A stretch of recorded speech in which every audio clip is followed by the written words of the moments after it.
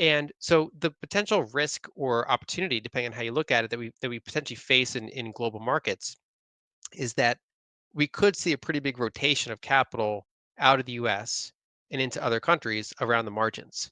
And one of the few opportunities for this to happen is when the Fed enters a rate cutting cycle. And we've only had a handful of them over the past 20 years. We had the prior time they started a rate cutting cycle was in 2019. Before that was the global financial crisis, and before that was the aftermath of the dot-com bubble. So we only have like a sample size of three. And I think that this could be a pretty meaningful capital rotation in a similar way that the post-dot-com bubble was. Because the difference between that period and the later global financial crisis is that in those late 90s and early 2000s, a lot of global capital was stuffed into U.S. markets.